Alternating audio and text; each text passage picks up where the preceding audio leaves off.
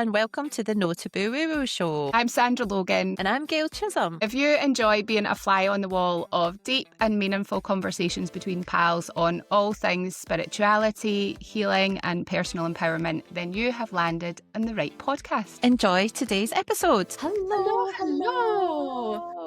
Welcome everyone to the pod. As you are watching or listening to the No Taboo Woo Show with me, Gail, and you, Sandra. Thanks for being here. I know, it's been lovely. If you are watching, Sandra and I are wrapped up because it's the 5th of December and I think it's like, well, it says it's 4 degrees, but it feels like a lot colder in the house. It feels about minus 20 in the van. I know, it's just, although the sun's come out now, which is quite nice. So yeah. I am at my new abode, but obviously the heating's not been on for a long time. So the house is cold. The house is cold, but exciting that you're almost in though. You're almost there. Next week, hopefully. It's do you know, it's really funny because you were saying about how this new moon, the full moon that we've just having has been a bit of a bitch, and like this week I have been an absolute grumpy fuck, as the best way I can describe it. The last few days, and then like the house where we're currently just residing, I was back up in Scotland last week, so I brought some stuff down because I needed to bring some paperwork because I've got like admin-y stuff to do, like change of address stuff and everything. And I brought some other bits and bobs, and like, so the room that I work in from the other house now has loads of stuff all over the floor, and it's just like I can't stand the chaos. And it's like I feel like I'm being consumed by stuff. And then it's quite nice when I come here because the house has nothing in it, and I'm like, oh, this feels so good. And like I've said about 3 times this week, I'm like, maybe I should just fucking bin everything. Like, that was funny because it came up in the reading I did for you about stuff, like a reflection of like what you're taking into the new home. I know. I feel like I've become a vintage pro as well with like, and it's like and then I'm laughing because like sometimes like, what's wrong with my phone? Oh yeah, there's like 6 million pictures of shite that I've sold on Vinted, and like we're trying to get rid of like so Bob's daughter, like there's stuff she's outgrown now, but so we're just not taking that, but trying to put it on Vinted, and like there's loads of like really cool books and everything, but I'm now getting to the point where if it's not sold soon, it's just going to go to charity. I feel like having a deadline's good. That's what I remember doing that when I was moving out of the flat to get the van. I remember saying, if things have not gone by this date, then they're just going to charity. I have memories of taking like, the big IKEA bags, the big blue IKEA bags, like those massive bags of stuff. And I was living in a 1-bedroom flat, like on the outside, like you were in the flat, so you wouldn't have thought there would be that much stuff, but it was amazing. Even after years of decluttering, there was still so much, and it was such a release to like take that stuff and pass it on. And I think it's like that, also that energy of knowing that the things that you're putting back out there for other people to use, like it keeps the energy of the things alive, it brings joy to somebody else instead of like things just sitting in cupboards and all of that. It's quite cathartic, the whole process of letting this stuff go. Yeah, absolutely agree. It's and I think even more so I've been really questioning, because I've been like away from some of my stuff since the end of June. Like, do I really need these things? It's like, and the stuff, what do you miss, isn't it?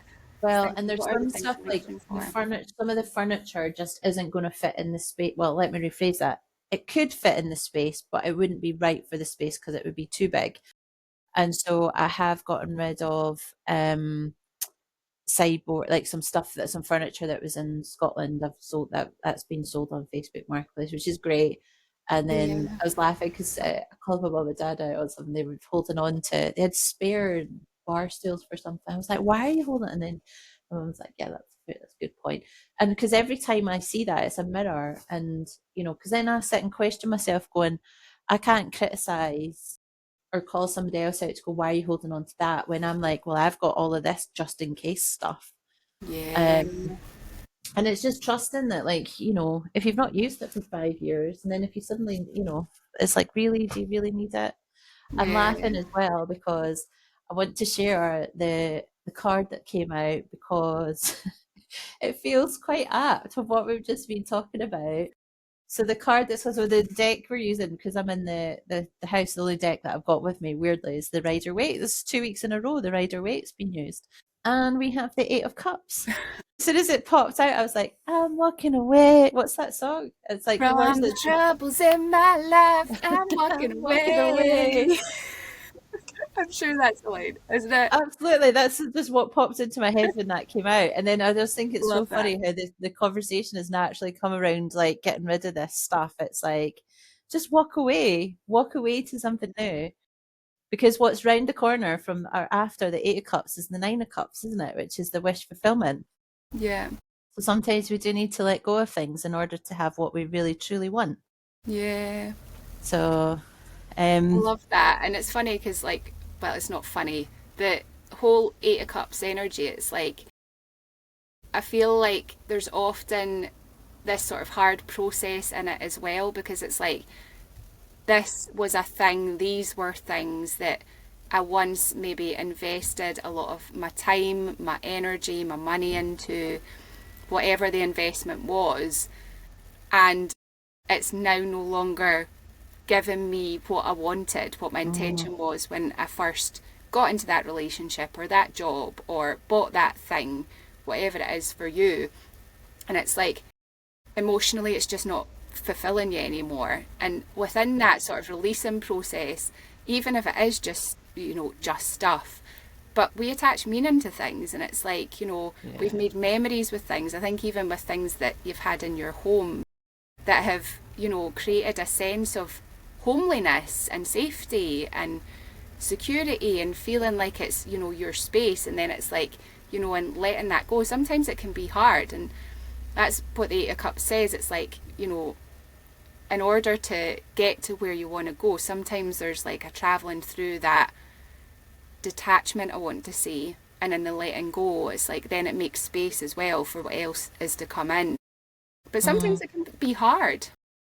It can be hard yeah. and emotional. And like, I feel, especially with the sentimental type stuff, the things that, once were like either meaningful to me or to somebody that I've inherited them from, those have often been the things that I found quite challenging to let go of. But it's really liberating to like release, because it's like, all of these, I see it all as like these little strings of energy attachments that we have to all these things, especially the things that we hold, we attach a lot of value to.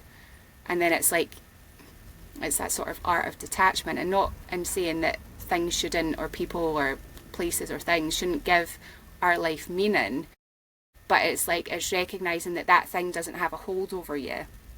It's just something that adds to the flavour of life. And then you can get even more flavour when you go off to the Nine of Cups, and then it is that wish fulfillment and something that feels more like fills up your cup more, I want to say. Yeah. The bottom of the deck for the energy is the Empress. I was reading something. Ooh, In fact, it was abundance. because I did a reading for myself yesterday, and something came out, and it just it wasn't the Empress, but it was a card that referred back to the Empress. Obviously, with that three energy about freedom, and so it's, I Yeah. think, it, like, in the context of the Eight of Cups, to me, it's just saying that there is a freeing through this process. Mm. Um, because it isn't easy to get rid of some stuff. Part of it as well is, like, we live in a society as well where, certainly from my perspective, around, you're given something or you have something and it's perfectly good and it would work, but, like, you'd have to, like, every day you have to walk around that big chunky piece of furniture, but you're keeping it just because it's decent. Mm-hmm. But yet, actually what's more freeing is, like, giving it away, and then or, selling it, and then of course we attach the monetary value, and then you think, oh, well, I bought it for £100, but I can only sell it for 20 on fee. But then you're just like, but how much time and energy is it taking that you're having to, like, walk around it all the time, or Yeah. every time you look at it and you think, oh, that doesn't fit in this space. And it's Mm-hmm. like the energetic cost of not doing it, isn't it? So it's Yeah. yeah, it's a funny one, isn't it, with that kind of Eight of Cups before the Nine, but that's where it feels quite apt for now as well. I think as well with the full moon. I was reading some, in fact, I shared it with you, didn't I, around that Insta post around like what are you being asked to let go of, like Yeah. and release, and like we're also in December.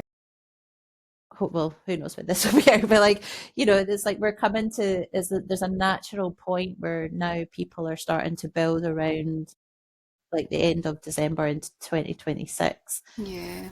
For a lot of people, that feels like a natural conclusion of certain things are closing out of a chapter. And numerological terms, it's a 9 year, a nine Mm-hmm. energy year, and we're moving into a one energy year. So there's a lot of kind of like closing off. There's a big opportunity now. Maybe that's a better way of looking at it, isn't it? It's like we have this opportunity to really walk away from stuff to step Yeah. into this like wish fulfillment, but that takes courage, curiosity, Yes. being like brave, taking that leap and going, do you know what, fuck it, you Yeah. know. And I think that's the thing with that Eight of Cups, especially in the Rider Waite deck, is like they're kind of walking towards darkness. They're Yeah. trusting that the Nine of Cups is, somewhere on the horizon, but they can't Mm, even quite see it yet. It's just that they're no. holding that vision in their mind's eye of what it is that they're wanting to create. And it's sort of going through this darkness in a sense of it can even be like this unknown. Like I really feel like energetically this has sort of been for me anyway, it's been a real sort of in between phase.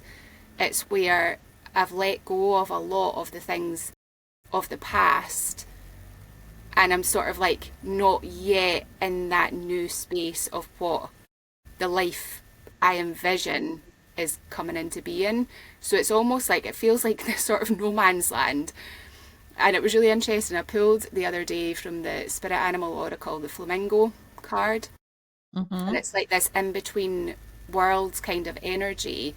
And it made me think of the David Attenborough when he does the all of those shows, and one of them I remember was about the flamingos and how they travel across deserts in search of water. And it's like there's all of these flamingos, like loads of them, traveling across the desert. And symbolically, I think of this as like us on the spiritual journey, like when we're, we might not physically be with each other, but energetically, we are all traveling, towards this Nine of Cups and whatever that looks like in our own personal lives, but also in terms of the collective. Like as we move into the age of Aquarius, it's more we energy as opposed to I. It's like thinking about our contribution and how we impact the world and all that kind of stuff. And it's like we're all in it together. So it's this reminder that as lonely as it can feel at times, we're Mm, we're all on that journey together. And that's what I love about this podcast, because we talk about it and like hopefully people are listening and feeling a little less like they're in the shit on their own. Like we're all traveling through it together. But yeah, it definitely feels like this sort of in between phase, this energy of what was isn't anymore, and what is going to be is not quite there. And I think it's like the opportunity with this as well is to become more into the being of the person who has that life or has that whatever it is that you're wanting to create, and becoming the person that already has it in a sense, and not in the sense of like delusionment or we're not like fooling ourselves into like skipping out of reality whatever the fuck that is. But it's also being like, okay, who is it that I need to be? Who is it the person that, from all that I've learned from walking away from that Eight of Cups, it's like who do I get to be now? And it's almost like this rediscovery process as well, and we're getting back to the truth of who we really are as we're getting to that point of that Nine of Cups. So I love that card came out, especially with the Empress uh, on the bottom. Like that's such an abundant, creative, feminine energy, and it's such an uplifting card and receptive. being open to like the possibilities and the possibilities of what you can create in your life as well. Yeah. Magician, Yeah. using all the tools that you've got. Absolutely.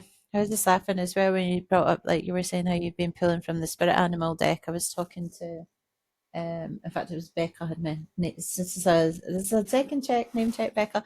She'd messaged me yesterday about she'd just listened to the episode where we were talking about the starfish came out Oh yeah, with all the with the starfish on the beach. spirit animal, and we were just chatting, and she was saying she feels like she was talking to me about her spirit animal, what she feels is her spirit animal. She just like knows. I was like, that's pretty cool. And then I was like, because she asked me, she says, "Oh, I love starfish for you," and I was like, "Oh, I'm just not sure that's like." Well, I mean, I don't know. I was like, I went and did a bit of reading yesterday about spirit animals again, because like sometimes I was like, I feel like it was fox, and then she was like, she called out the starfish thing again, and I was like, oh, maybe. And then I'm like, oh, and it's that thing of like, how do you know what your spirit animal is? And I was doing a bit of reading about it, and like, because she was just saying, oh, I just know. And I was like, that's Mm, cool. Whereas like, I just sometimes I just feel like I've been too wired into the red pill that and from a matrix concept, like, where you're just like the blue pill's the matrix, isn't it? Or you get out of the oh matrix. yeah, The yeah. red one of them, That, the blue pill or the yeah. red pill.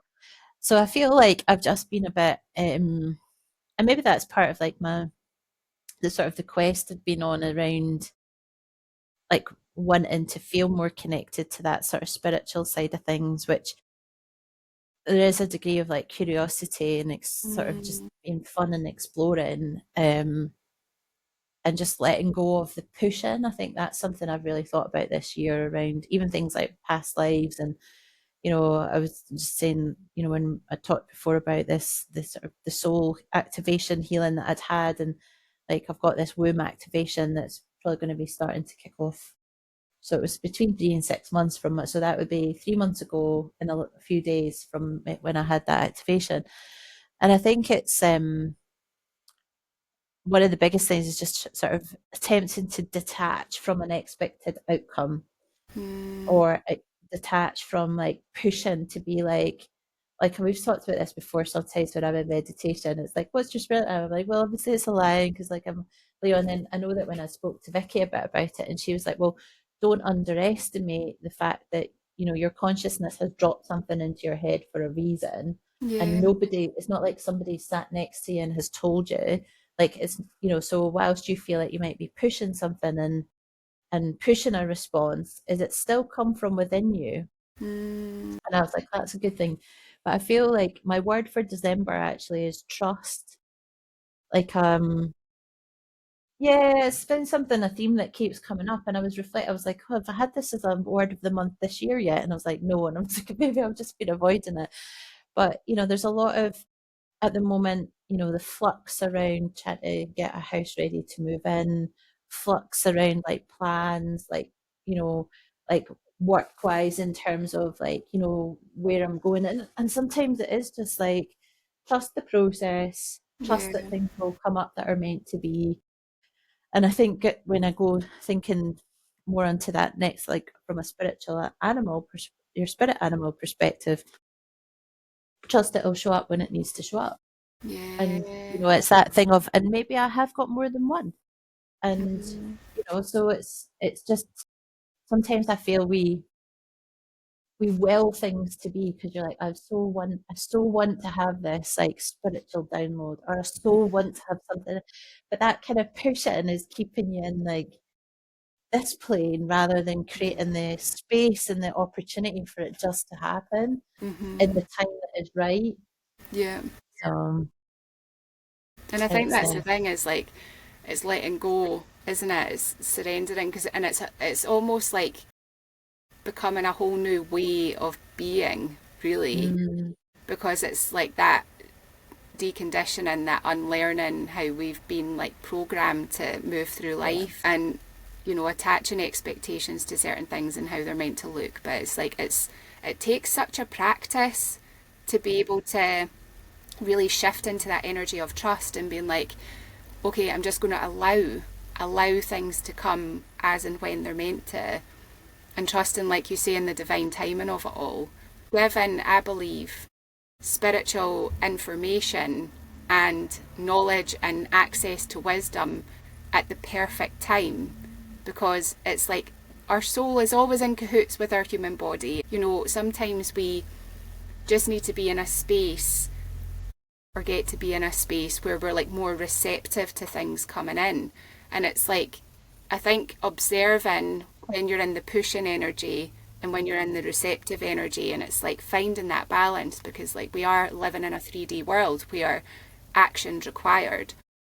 And even in the spiritual sense of like, you know, to allow that space to open up and for downloads to come in, you know, there are certain actions that can support us in that, whether it is like doing a meditation, spending more time in nature, doing breath work or kundalini exercise or whatever it is, like actually making that time and doing the spiritual practices that really help to open us up to what you would like to come in, really, or what's ready to come into your physical being. I feel like it's interesting we're having this conversation because we've got at the moment, so Saturn and Neptune are both in Pisces. Saturn's recently gone direct and will still be in Pisces until February. And Neptune, I think, is sort of mid-December that is going to turn direct. But this is an energy of like doing the inner work and, you know, looking at the things that you can do, especially in terms of like your spirituality, you're looking at your self-sabotage, where have you been keeping yourself stuck, all of these kind of things. And like Saturn being the planet of discipline and structure, it's like that Capricorn, Saturn rules Capricorn, and it's like the hard worker of the zodiac. And this is like, it's an invitation, an opportunity for us to see where having a bit more discipline around the spiritual practices that we do and taking that time to go inwards and creating that space, how much that can benefit us, not just in terms of like, you know, feeling more connected spiritually and receiving the downloads and everything, but just how we feel day to day in our general well-being. It's really like recognizing the things that serve you and also the things that don't, like the things that, you know, have been keeping you stuck, and the things that even if it's like thought patterns or beliefs about yourself, like Pisces rules the subconscious as well, so it's like what's been like festering in there, what are the beliefs about yourself that have not been serving you and have been keeping you small, because that could really be a big lesson that Saturn is here to help teach. And I think that's the thing with these planets, is that when we look at astrology, there's like so much that we can take from it and so much that we can learn if we're like open to learning from it and stop seeing it as, I know you say this a lot, Gail, as something that's happening to you, but something that's happening for you. And with, you know, planets like this that transit, like Saturn, 2.5 years, I mean, in the grand scheme of things, it's transiting quite quickly compared to like Neptune, which is way out and takes hundreds of years. But, you know, 2.5 years, it's quite a chunk when you think of like the scale of how long you're alive. And so, you know, it's looking at these things and being like, okay, how is that impacting me, and what am I taking from this going forward? What learnings am I taking from this past cycle that I'm going to apply going forward? So that's just a little bit of the astrology for you. So that sort of, I feel like it really adds into the cycles of like this being a 9-year as well. It's been like a lot of, I mean, Saturn can feel very restrictive. Like the energy can feel like, oh God, it's like, I was saying to Gail, it's like boot on your neck kind of energy, being like, have you learned your lesson yet? And it's just asking you to apply what you've learned and move forward in a different way. And it's like, you know, looking at what's not worked with that 8 of Cups that we talked about right at the start, and heading towards your 9 of Cups, that wish fulfillment. And knowing that sometimes that does require you to show up for yourself, you to take care of your needs, you to, you know, handle your responsibilities. And that's what Saturn's really all about. And it's not always like happy, joyful, easy stuff. right? But that's where like the spiritual side of things can really support us, is when we're, you know, our overall well-being and our state of being is in a calm, trusting energy, not in like frantic, oh fuck, all of this stuff is happening to me.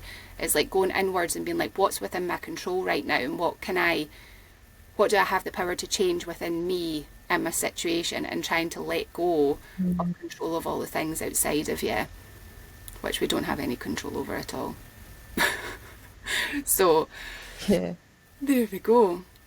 I So hopefully know. that helps someone in terms of the energy, because it's been, I feel anyway, it's been a tough cycle. A lot of learning and applying lessons, and yeah. So it is life. It is the life Yeah, that we I was live. reflecting on like as some of the groups that I'm in, some people are having like big sort of cosmic shifts around Mm, like, you know, visions, downloads and all that. And it can be quite, if that's not what you're experiencing, I think it can be quite a natural human emotion where we compare ourselves and then you think, am I broken because it's not working for me? mm, But I was really reflecting on this past sort of 12 months and things like doing the Kundalini practices, although I was supposed to have that this morning, but I had to leave before that finished, so I've not done it this morning. But I was thinking today, I was like, I've pretty much shown up, so it's twice a week, all year, apart from when she's been on holiday. And I was like, and actually, I think it has helped bring a calmness, maybe is a good word to mm, use on that, but also like just maybe sort of that more sort of calmness, peacefulness, shifted energy, giving me some tools. Like I've really like at the moment just enjoying. I'm doing another of the 40-day mantras. So I've done like obviously I've enjoyed it so much. I've learned how to teach embodiment and really come into the body and I think sometimes I'm like, okay, maybe I haven't had a big, massive like aha shift or a big release that sometimes you see people have on TikTok. But if I mm, think of like over the course of the past year, what it has equipped me with, the what it's also like brought me in terms of it's given additional tools, like on the days where you do feel a bit shitty. And like when I have been feeling like an absolute grumpy fuck, I've actually been like, do you know what, Gail? This is like you need to get this stuck energy out of your body. What can you do? Well, just yeah, put a music on, put one tune on, and just shake it out and dance it off, yeah, and it really helps. And actually, those sort of slow, small steps actually incrementally over time they really build up. yeah, And so actually that kind of, let's call it like a sort of a spirituality or a connection, like it doesn't have to be big, like you know bolts of lightning coming down, is actually to realize that over the span of a year you've equipped yourself to exist in the world, to give yourself like confidence and feel more secure within your own body and your own mind mm, and your own emotions, to put yourself out there, to do the thing that lights you up. Like that is also spiritual growth and fucking like right. expansion. And so it doesn't have to be like, yeah. And it's really tricky, I think, especially if you're on socials and like if you're on like the spiritual side of the socials, quite often it can be, like I follow there's quite a few which are doing like somatic work or somatic really, and like they're videoing clients where it's like they've had this big massive like shaking and like blah, Mm, and it's like a bit, that's not necessarily the reality for everybody.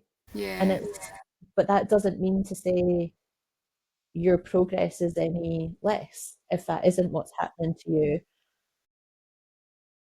So it's been quite interesting, I suppose, where I was thinking, we're at that point. I know we were sort of like really the new year is more like, as you say, as we go into Aries, but there is a natural, for me certainly, there's a natural reflection point when the year changes number. Like yeah, the same at the start of a month, the start of a week, the start, whenever, mm, or birthdays, and you think just a reflection back on where were you this time last year. Um, mm, And I'm doing Markathon month this year. I was toying with not doing it. Um, it's which is a run every day. Can't lie, it's tricky. I feel Especially in older. this weather when it's so cold and wet. It takes a lot of Yeah, self will and motivation to get yourself going, doesn't it? I find as well because where I'm doing it just now is I've been doing because the weather's been shite. And I've been combining it with a dog walk, and it's easier to run if Hamish is off the lead. Um, and so I've been doing it in the park at the end of the street, but I've been having to do laps, and I am not a fan of laps. I prefer to do a loop, and it's the change of scenery and stuff. So, Yeah. um, but it's quite good. And then I was thinking, like, why am I doing it this year? Because I did think maybe not. And then one of my friends had said to me that because there's like a group, she said that she likes doing challenges, and that having a group helps motivate her. And she's like, Kale, Yeah. you set this up. So if you don't do it, everybody's not going to do it. And I was No like, are you pressure. sure? I was like, are you sure? And she's like, because obviously Markathon's a thing, like UK, but there's worldwide groups that you can do it on. And she was like, yeah. And I was like, all right, okay. But then like I've been feeling a bit better in my body, and I was like, this might be a good opportunity to get back into running. Yeah. And I think I'm finding it hard because I've not done any running for months. And also I was like, why does 25 minutes feel so long? And then it's Why like is the it's so time not funny going when you down? observe, like, see when you're doing something like this and you observe the narrative that goes on in your head. And I'm like, so I have to, like, today looks quite nice outside, so actually it won't be too bad, but it'll be cold. So then I'm like, the things I have to consider, weird practical shit. Showering, washing my hair, because obviously you're doing a run or exercise every single day, so there's a sweat factor. Keeping up with your washing, sports bras. I did buy myself new trainers because my last ones are really worn, so I was due a new pair anyway. So I've brought that forward so I could run with good quality trainers. Um, so then obviously that's like, what am I doing in the day to time with all of the kind of makeup, hair, blah blah blah. And then there's a narrative of persuading myself to go out, persuading myself to have the chat with myself where I'm going, set the timer, keep going with things. And yeah, it's just have a lot of like, you can do this, keep going. It's only 25 minutes. It's only 25 minutes.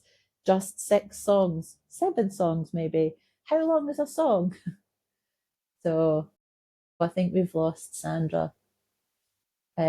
So I think that's the end of this episode of the No Taboo Woo Woo Show. Uh, Thank you for being here. I hope you're having a good marathon month if you are running. If not, then we'll catch you on the other side. Thanks for listening to today's episode. If you have enjoyed what we were chatting about, please leave us a comment. We'd love to hear what landed. And please feel free to share this with a pal if you know anyone who would be interested. Until the next episode, see you later.